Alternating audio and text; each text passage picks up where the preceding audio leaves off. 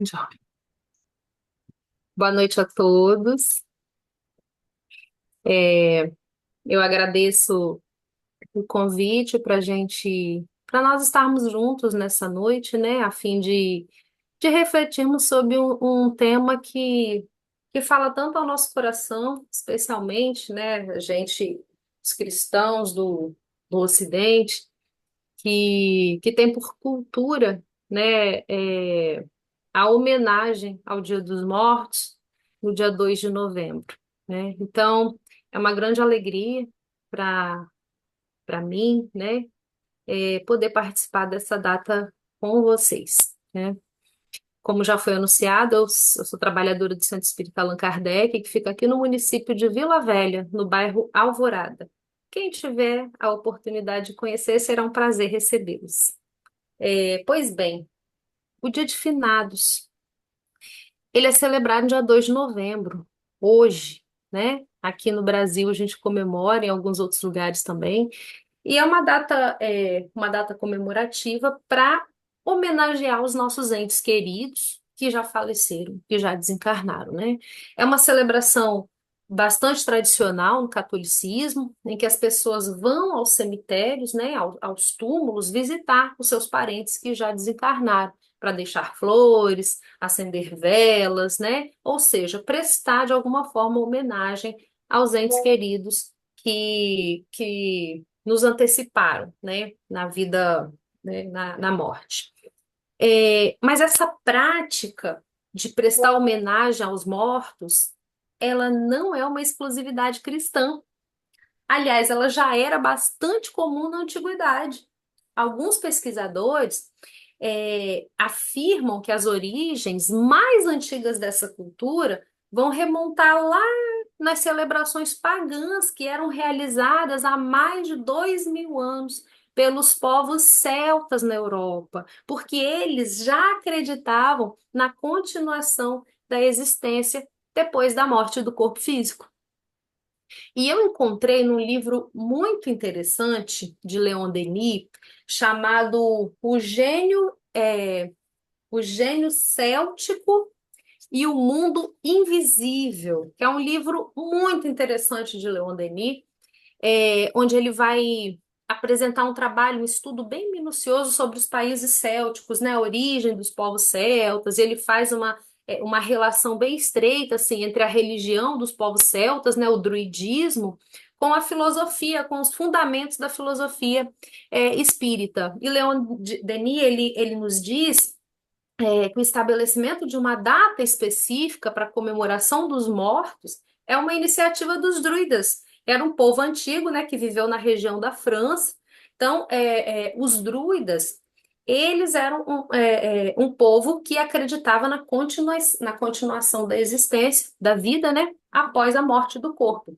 E o que eles faziam? Eles se reuniam nos lares. Eles não iam para os cemitérios, igual a gente faz atualmente, né? E eles se reuniam nos lares no dia 1º de novembro para homenagear os mortos, né? Para evocar aqueles que já que partiram. Então, na página 103 ele traz uma citação que eu retirei para ler aqui para a gente, que é bem interessante, que ele fala assim, que é dos gauleses que nos vem a comemoração dos mortos, essa festa do dia 2 de novembro, que caracteriza o nosso povo entre todos, né? Só que em vez de comemorar como nós, nos cemitérios, entre túmulos, era no lar que eles celebravam a lembrança dos amigos afastados e não perdidos. Olha que interessante. E isso é uma cultura lá, né, dos druidas que eles traziam, já tinham essa prática mais dentro dos lares, né? E ao redor do mundo, gente, muitas culturas, muitos povos homenageiam as pessoas que morreram, né? No México tem uma festa linda que acontece no México. Quem já assistiu um desenho que é muito interessante, vale a pena, que eu falo que é desenho para adulto, que fala sobre Viva a Vida é uma Festa, é o nome do desenho, que traz mostra muito pra gente essa cultura que o mexicano tem de fazer uma grande festa no Dia dos Mortos, né? Com música, com altares. No Japão tem a chamada festa do Obon, né, que é uma celebração onde eles homenageiam seus ancestrais. Na Guatemala, no dia de finados, eles soltam pipas coloridas para homenagear os mortos, é uma coisa linda de se ver. Na Bolívia também, os bolivianos fazem altares, colocam comidas doces para homenagear os mortos. Os cristãos da Índia, do Paquistão, de Bangladesh também têm essa cultura de homenagear os mortos, né, no dia de finados, com visita, ação aos cemitérios para acender vela, né? Nos Estados Unidos tem o Allsus Day, que é o momento em que eles também homenageiam os seus parentes falecidos. Então a gente tem ao redor do mundo, né, várias culturas que homenageiam os seus mortos, né? A Igreja Católica, ela, na Idade Média, ela com o objetivo de modificar essa celebração, que era considerada uma celebração pagã, lá dos povos celtas, né? Ela resolveu absorver essa cultura, dando uma característica cristã para o Dia de Finados, né? Foi quando um monge beneditino, lá no século X depois de Cristo, né, o ano de 900 por aí, ele estabeleceu o dia 2 de novembro como a data para prestar homenagem aos mortos. Porém, essa data ela só vai se popularizar lá no século XII, né, no mundo cristão medieval. Ela só vai se popularizar no século XII como o Dia de Finados. E hoje em dia, né, gente, é muito comum. Talvez, né, nós que estamos aqui hoje tenhamos visto, né, hoje os cemitérios mais animados, mais agitados, né? Porque é muito comum os familiares, os amigos irem visitar as sepulturas, né, neste dia, para homenagear aqueles que já se encontram do outro lado da vida. E isso torna essa data, o Dia de Finados, como um dia de lembranças saudosas, lembranças às vezes tristes, né? Mas é interessante observar que esse respeito instintivo que o homem tem pelos desencarnados, né? Os chamados mortos, é uma consequência natural da intuição das pessoas, que as pessoas têm da vida futura. Que vejamos bem, não faria sentido nenhum prestar, né, é, homenagem aos mortos, não faria sentido o respeito que se tem pelos mortos, se no fundo o homem não acreditasse que os seus entes queridos permanecem vivos, né, continuam vivendo de alguma forma. Né? Até mesmo, e eu tiro assim, de exemplos que eu tenho ao meu redor, pessoas que se dizem, né, materialistas, né, ateus, também preservam esse respeito pelos mortos, o respeito pelos finados. Então, é uma noção, essa noção da imortalidade da alma, que a maioria das pessoas tem, ela ainda é meio confusa, fazendo com que multidões de pessoas se encaminhem lá para os cemitérios, né? Como se o cemitério fosse a morada eterna daquelas pessoas que partiram dessa existência. O Espiritismo ele vai nos ensinar o respeito aos desencarnados como um dever fraternal, né? Mas mostra que as expressões de carinho que a gente tem por aqueles que partiram não precisa ser feito em cemitério, não é? E nem é necessário haver um dia específico, um dia especial para que essas lembranças, para que essas homenagens sejam realizadas. O Dia de Finados ele cria é, uma psicosfera de saudade, de melancolia, de luto, né? E para o espírita, o Dia de Finados ele é um dia como outro qualquer. Mas para os não espíritas, né?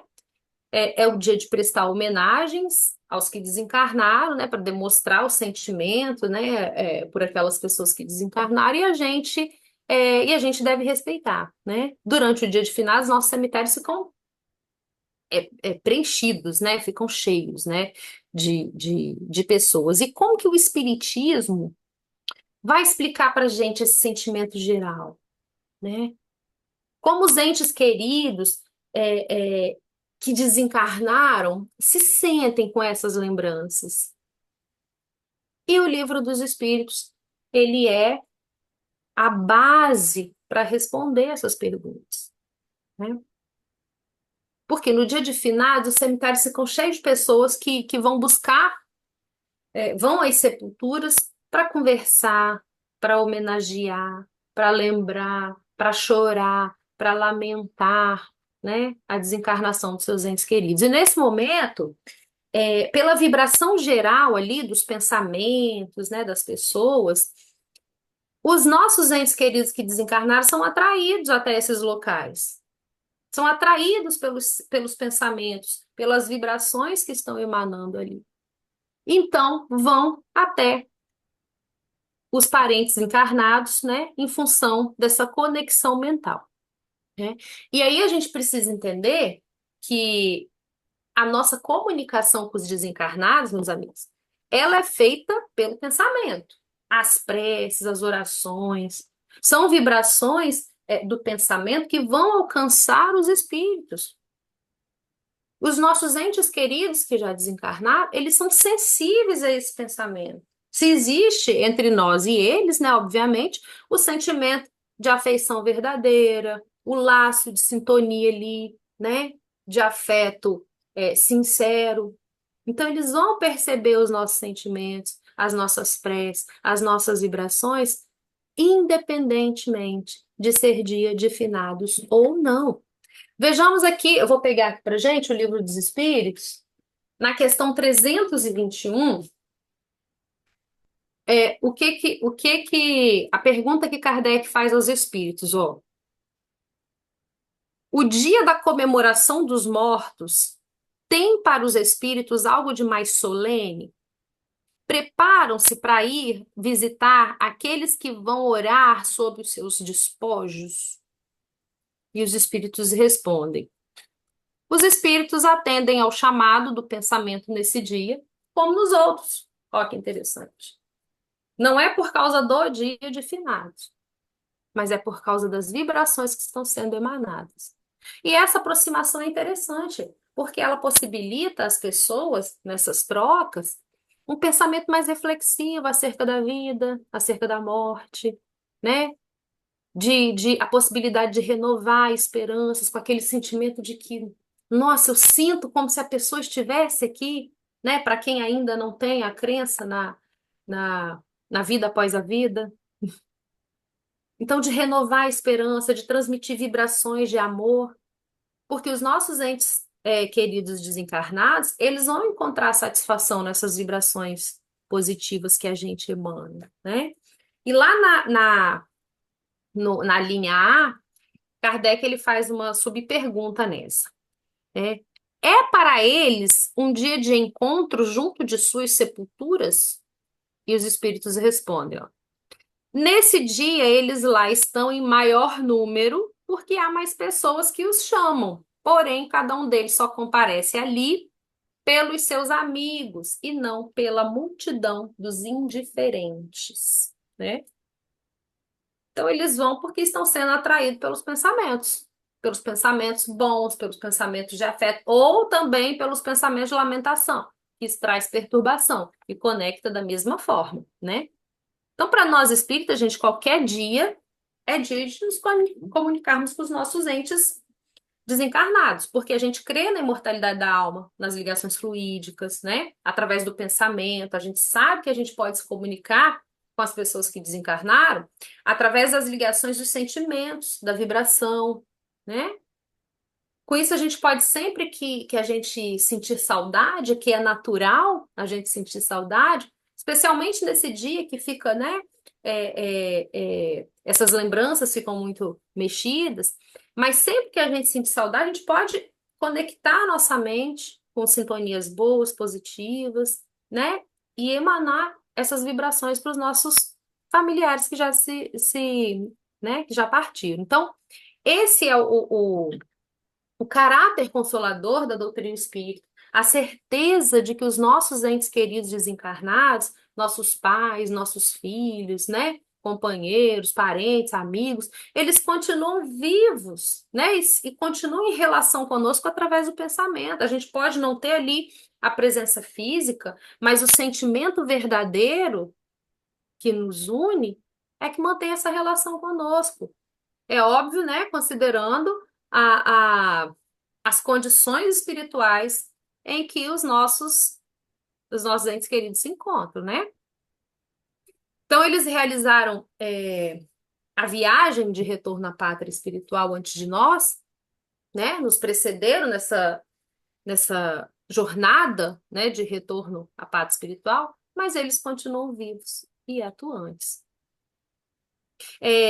Como muitos que não possuem a fé espírita, o que acontece é que no dia de finados vão se potencializar os pensamentos nos desencarnados. E isso, como a gente falou, vai atraí-los, né, pela sintonia magnética para perto daqueles que estão encarnados ainda na Terra. E com isso a gente nota uma movimentação espiritual maior, principalmente para quem é médio, né? Consegue perceber uma movimentação espiritual maior no dia de finados, né? No que diz respeito ali às visitas dos espíritos às suas famílias. Mas a alma, e Kardec pergunta para os espíritos, né? Na questão 326 de O Livro dos Espíritos. A alma, ao retornar à vida espiritual, é sensível às honras prestadas aos seus despojos, ao seu despojo mortal? Uma pergunta interessante, né? Como que a alma se sente? Ela é sensível àquelas honras que se fazem ali naquele momento, né? As flores, todo o rito. Vejamos o que os espíritos respondem, ó. Quando o espírito já chegou a um certo grau de perfeição, não tem mais vaidade terrestre e compreende a futilidade de todas essas coisas. Porém, fica sabendo que frequentemente há espíritos que, nos primeiros momentos de sua morte material, experimentam um grande prazer com as honras que lhes prestam, ou um aborrecimento com o pouco caso pelo seu envoltório, pois ainda conservam alguns dos preconceitos deste mundo, né? Então, para os espíritos mais esclarecidos, as honras feitas, o material do caixão, o tipo de flor, a música que tocaram no velório são só caprichos humanos. Nenhuma dessas coisas, nenhum desses símbolos vão minimizar as atitudes ruins que o encarnado teve na existência, os equívocos, os erros cometidos. Ou um caixão pobre, um caixão simples, vai tirar o mérito daquele que agiu com amor e caridade. Então, essas coisas são só símbolos, né?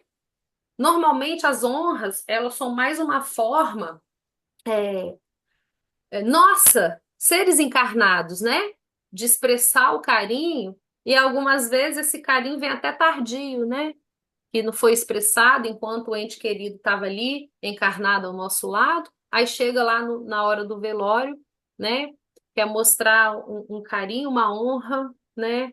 Com símbolos, com as coisas materiais, né? Por isso é importante a gente aproveitar a oportunidade enquanto estamos lado a lado com as pessoas, para a gente manifestar o nosso apreço, o nosso carinho, a nossa consideração, estar sempre em contato com os nossos entes queridos de maneira salutar, né?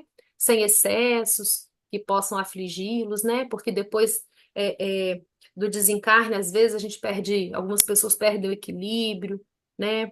E isso traz uma perturbação, porque a saudade sincera, a saudade amiga, comovedora, né, que vem do fundo do coração, ela permite que o outro siga o seu caminho, siga a sua marcha evolutiva, enquanto nós que estamos encarnados seguimos a nós, né? Então, o processo de luto, né, daqueles, né, dos que permaneceram aqui, é algo que a gente deve ter muita atenção, muito carinho, porque há casos em que o desespero da família é tão grande que vai criar no espírito uma sensação tão ruim que vai dificultar que ele dê continuidade à sua existência nas esferas espirituais, nas suas tarefas, né? O luto é uma situação humana comum, né? Todos sentimos de alguma forma algum tipo de luto com a perda de um ente querido, né? Isso não aflige o espírito. O que aflige o espírito é o luto desesperado, é o desespero. Esse, inclusive, é um sentimento tóxico para a gente mesmo que está sentindo e para o espírito que está tentando seguir o seu caminhar, né? O apego, isso tudo é fruto do apego. Que o apego que a gente cria, né, com o outro, achando que a gente não pode sobreviver sem o outro, né, sem a presença do outro, isso é que traz o mal. Então, a doutrina, ela nos ensina a importância do desapego sentimental, né? Sentir é natural, a gente deve sentir, né?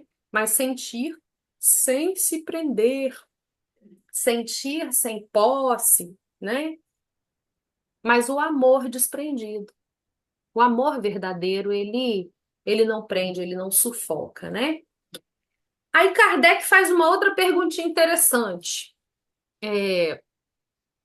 O espírito assiste ao seu enterro? E ele responde aqui.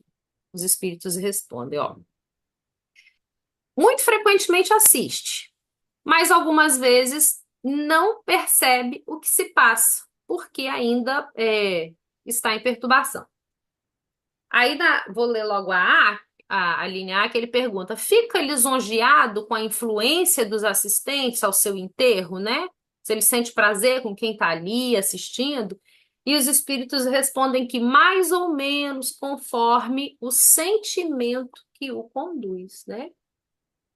Então, vai depender de, de em que patamar de moralidade ali, de se encontrava o espírito, né? Se mais vaidoso, ele vai sentir prazer. Se mais desapegado, isso para ele não vai fazer muito sentido, não vai afetar tanto. Então, alguns espíritos, eles têm alguma lucidez maior, né?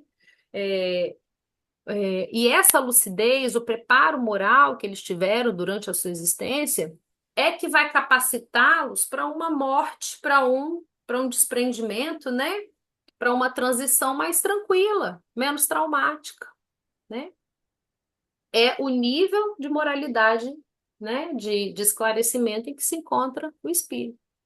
E nesse momento, assim, da transição, do desencarne, ele pode ter a percepção do mundo corporal, né? Dos parentes que estão ali, dos filhos, etc. Por isso é importante que a gente possa, nessas situações, esses momentos ali do velório, a gente endereçar para essa pessoa para as pessoas que desencarnaram, vibrações positivas, vibrações de carinho, de fraternidade, porque algumas vezes eles, inclusive, dependendo, obviamente, né, como a gente falou, do grau de esclarecimento em que se encontra o espírito, eles ficarem presentes ali no seu enterro, né? Se manter perto da família por algum tempo, né?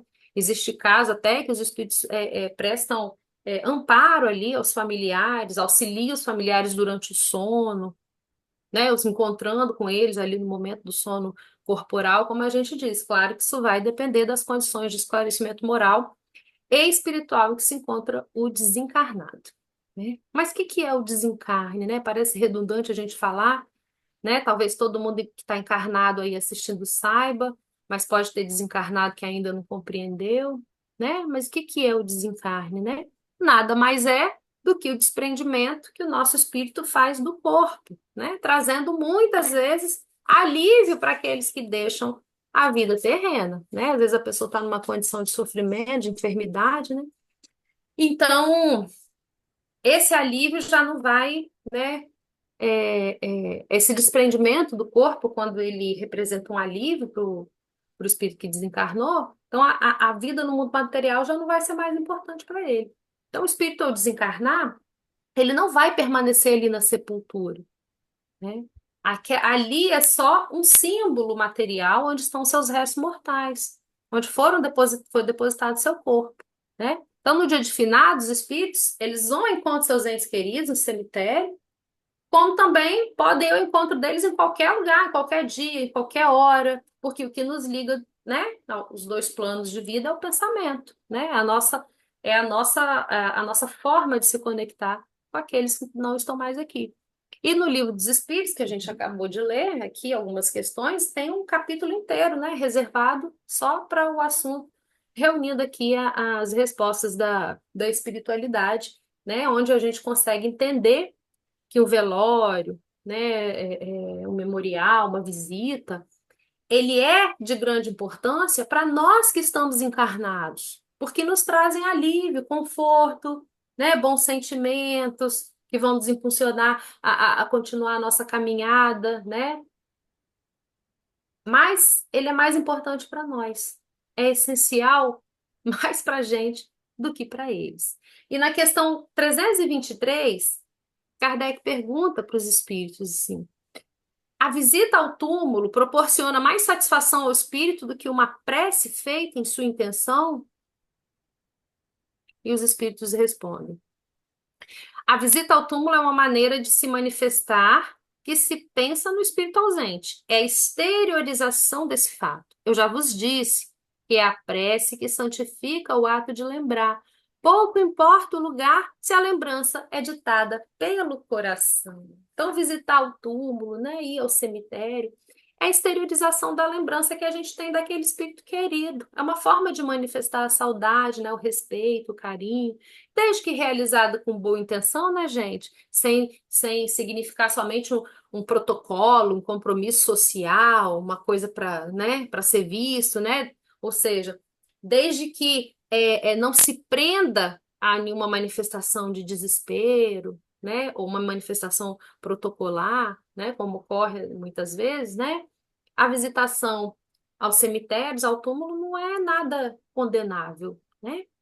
Ela só é, né, desnecessária, né? Porque o espírito não está no cemitério. E o espírito pode ser lembrado e homenageado através da prece em qualquer lugar, em qualquer dia, né? Porque a prece, que ela é ditada pelo coração, pelo sentimento, como disseram os espíritos, santifica a lembrança e é sempre recebida com alegria e com gratidão pelo espírito desencarnado.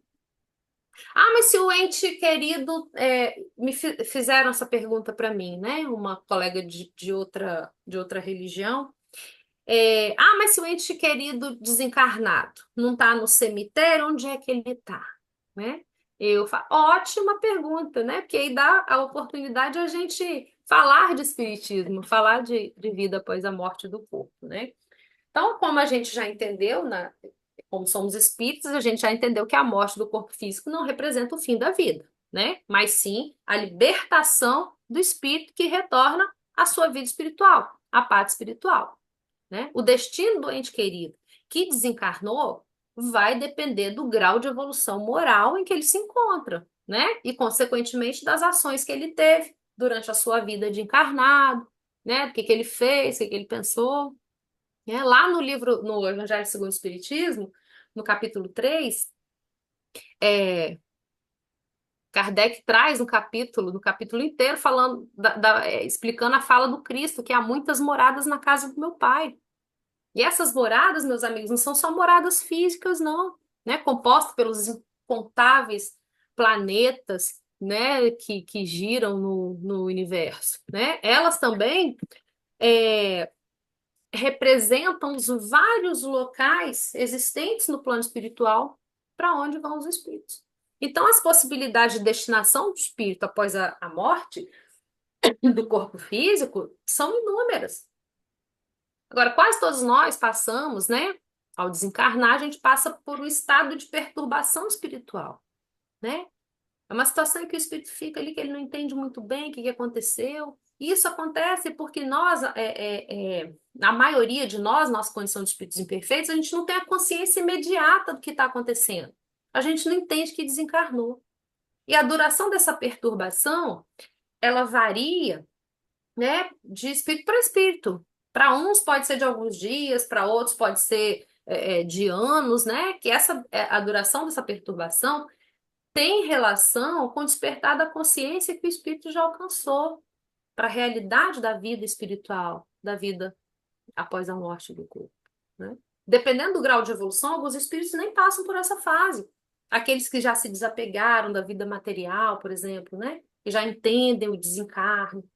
Agora, outros vão encontrar uma dificuldade maior para se desprender, muitas vezes em razão até de como se comportam os familiares na Terra. Choro constante, lamentação, né? Daqueles que ficam na Terra, que não aceitam a morte, o desencarne daquela pessoa. Tudo isso vai dificultar a adaptação do espírito à sua nova vida. Agora, quando os entes queridos encarnados, né, que ficaram na Terra, conseguem se equilibrar, fazer preces por aqueles que desencarnaram, aí a situação do desencarnado começa a melhorar, eles começam a se acalmar. Quando o espírito desperta do estado de perturbação, eles geralmente acordam em hospitais, recebendo ali ainda, né, tratamentos necessários, os médicos espirituais auxiliando. Então, muitos ainda pensam que estão encarnados, que estão vivos na Terra. Porque eles acordam como se eles estivessem despertando de um sono profundo, né? A lucidez vai voltando pouco a pouco, as ideias vão surgindo lentamente. Quem leu e a vida continua? Psicografia de Chico por André Luiz. Quem leu vai lembrar a história de Evelina Ernesto, e quem não leu tem o livro e também tem um filme. Filme bem legalzinho, inclusive eu estou usando esse filme para trabalhar com a mocidade lá na minha casa espírita. E a vida continua, que é bem legal e fala muito bem disso, sabe? De como se encontra o espírito, com o estado de perturbação, como que ele reage após a morte, o despertar. São dois espíritos, a história de dois espíritos, né? Que não são espíritas. Um tem um conhecimento, né, um pouquinho mais avançado, assim, que ele já estava pesquisando sobre espiritismo. A outra é católica, e como, né, pessoas boas, pessoas dignas, e como eles vão reagindo, né, para tentar entender o que está acontecendo na vida deles. É muito interessante, gente. Tanto o livro quanto o filme. É, Tá, mas e quem morre assim, quem desencarna de maneira brusca, né, de maneira violenta, né, de forma súbita, né? Essa foi uma pergunta que também me fizeram, por isso que eu trouxe para a gente refletir junto, né? Nas mortes súbitas, né? Nas mortes violentas, pode acontecer de o espírito ficar confuso, né? Muitos não acreditam nem que morreram, porque afinal de contas eles estão vendo ali o corpo deles, eles sabem que estão vivos, eles estão se vendo vivos. Então, muitos desses espíritos que morrem nas condições, eles vão procurar os locais e as pessoas que são familiares vão tentam se comunicar, só que não conseguem, né, obviamente. E isso faz com que aumente a confusão deles, né? Porque ele não percebe, apesar de estar vivo, de se ver vivo, ele não consegue se comunicar. E apesar de se ver vivo, ele não consegue perceber que o corpo dele está um pouquinho diferente, que é um corpo etéreo, né? Um tão diferente do corpo material. Então, nessas condições, o espírito que ele tem já uma fé, né? Ele acredita em alguma coisa, acredita na vida espiritual, ele vai ter uma facilidade maior no momento do socorro, que chega para todos. Ninguém fica abandonado ao amor de Deus, ninguém fica desamparado. Mas somente o espírito que está preparado, disposto, né, a receber a ajuda, ele vai conseguir perceber ali o resgate, vai conseguir ser resgatado. Mas Deus não desampara ninguém. É só a gente lembrar lá da história de André Luiz, nosso lar. Quando ele estava no momento, né? Que ele se percebe, que ele se coloca na posição de ser ajudado. O auxílio vem imediatamente, né? Então, para onde que eu posso ir depois da morte? Na literatura espírita, nas obras de André Luiz, né? Eu trago as obras de André Luiz porque, para mim, elas são muito especiais. No livro Nosso Lar, Os Mensageiros, Obreiros da Vida Eterna, enfim, né? Né, as obras de André Luiz nos traz o conhecimento sobre a existência das esferas espirituais, né? Como locais possíveis, né? Para onde poderão ir as pessoas que desencarnaram, né? Então, a literatura espírita, ela traz esse conteúdo para a gente, especialmente para mim, nas obras do espírito André Luiz. Então, nas obras de André Luiz, você tem uma classificação da esfera espiritual. Você tem as comunidades abismais e trevosas, né? Que são aquelas...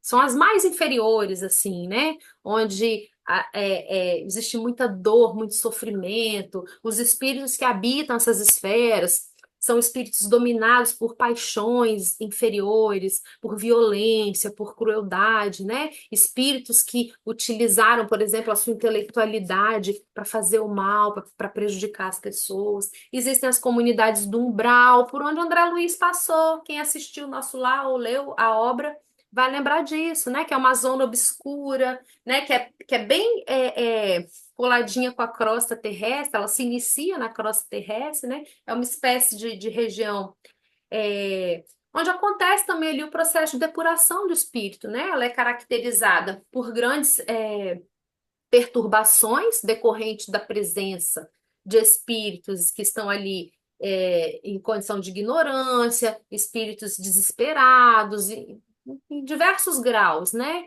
Então, não são almas assim cruéis, né? Perversa, como existem nas comunidades abismais, né? São almas, são espíritos assim, são regiões habitadas por espíritos de consciência culpada. Mas ninguém fica eternamente nessas regiões, gente. Deus é muito bom, né? E o tempo em que cada espírito passa ali por essas situações vai, né? É proporcional com o despertar de cada um, né? Vocês lembram de André Luiz? Ele ficou lá no tempo do seu despertar. Teve um momento que ele estava tão cansado, que ele ajoelha e ora, lembrando da mãezinha dele. E quando ele ajoelha e ora, e aquela oração sentida sai do seu coração, o socorro vem assim, gente. Porque Deus é bom demais, né? E como que esses espíritos chegam nessas regiões? Eles vão caminhando? Não. Atração magnética. Aquilo que eu trago nos meus pensamentos, no meu coração.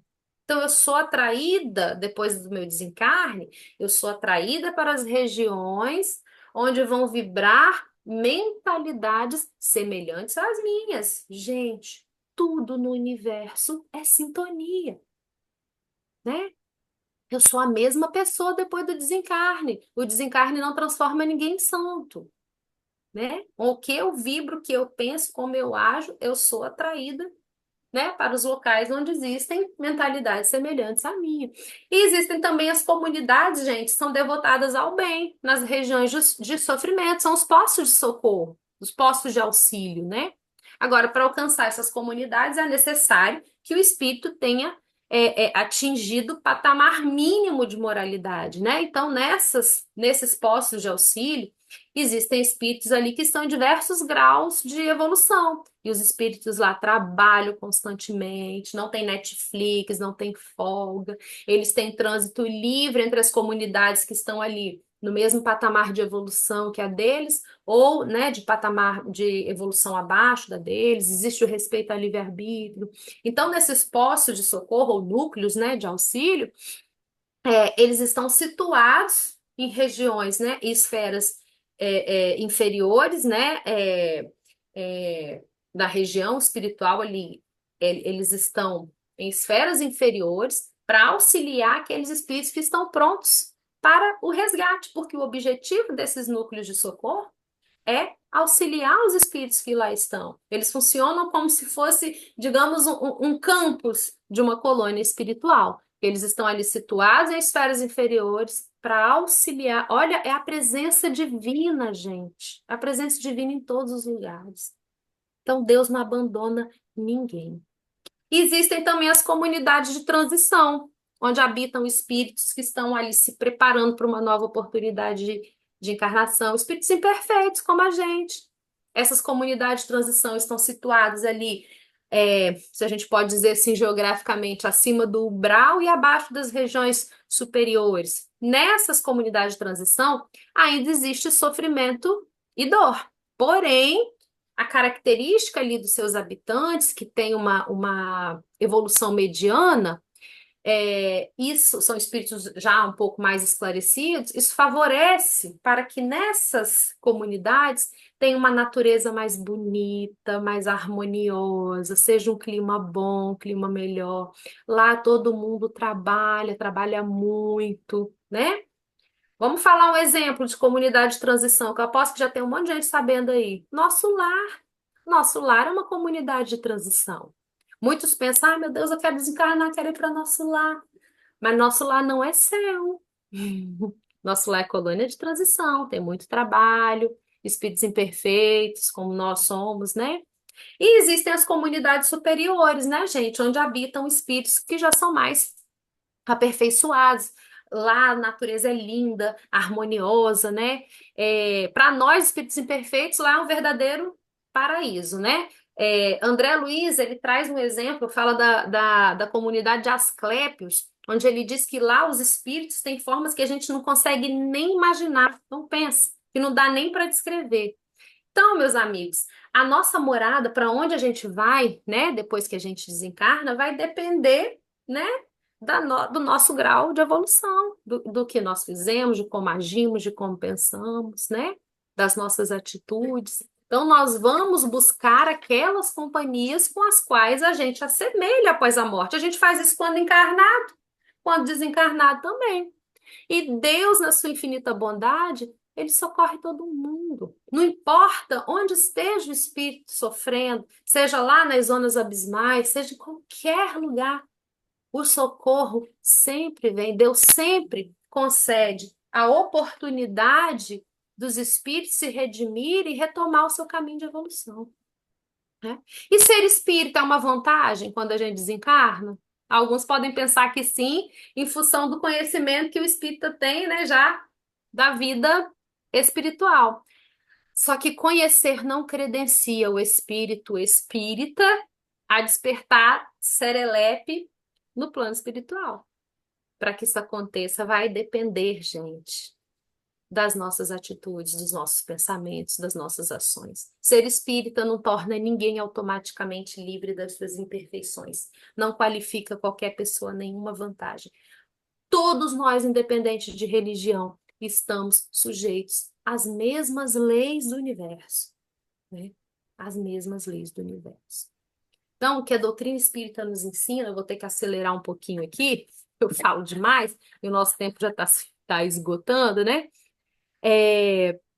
A doutrina espírita nos auxilia a trabalhar a nossa consciência individual, a nossa consciência coletiva, nos ajudando a compreender que o espírito é imortal e sopra onde quer, que toda manifestação de carinho, né, que ocorre nessa data, né, dia de finados, né, quando são sinceras, né, quando são boas, elas vão alcançar, né, essas vibrações de afeto, elas suplantam barreiras, elas vão alcançar aqueles que amamos, né? E é por meio da prece que a gente faz a comunicação infalível com os bons espíritos, com os nossos entes queridos, que vão receber essas vibrações de amor e que vão auxiliá-los muito lá no processo em que eles estão, às vezes, quando é recém-desencarnado, para compreender essa fase de transição, para compreender a necessidade do desapego do corpo material, porque o que prejudica a gente é o apego ao corpo, o apego à forma, o apego à matéria, o apego à vida, o apego ao poder. Tudo isso é transitório. Tudo isso é transitório. É parte da vida na Terra. E nós somos espíritos imortais em uma experiência transitória, efêmera, que daqui a pouquinho passa. Porque a certeza que nós temos é de que vamos desencarnar em algum momento. Só não sabemos o dia. Então, que a gente possa agir, né, de acordo com o que vimos aprendendo, com os ensinamentos de Jesus, o farol que é a doutrina espírita que ilumina o nosso caminhar, para que a gente possa seguir, né, o nosso caminho de maneira mais leve, né, mais esclarecida, e esclarecendo a quantos nos alcancem, né? Então, que nesse dia de finados, né, embora a gente já entenda que é uma data simbólica, porque o dia de lembrar daqueles que partiram, que nos precederam na morte do corpo, é todos os dias. Mas que nesse dia, que é especial para tantas pessoas, a gente possa estender as nossas orações, né, aos desencarnados de forma mais ativa, né? Porque a atividade espiritual nessa data ela é muito intensa, né? Como a gente falou, em função dos inúmeros pensamentos, né? Dos familiares, né? Lembrando dos seus entes queridos desencarnados nesse dia. Então, que Jesus, nosso mestre amigo, possa aliviar a saudade de todos os corações das famílias que estão temporariamente distanciadas dos seus entes queridos, em função do desencarne, e possa estender essas bênçãos a todos os espíritos, né? Munidos de amor, de luz, de consolação, nessa data de finados, em todos os dias de nossas vidas aqui na Terra e na vida espiritual. Que Jesus nos abençoe.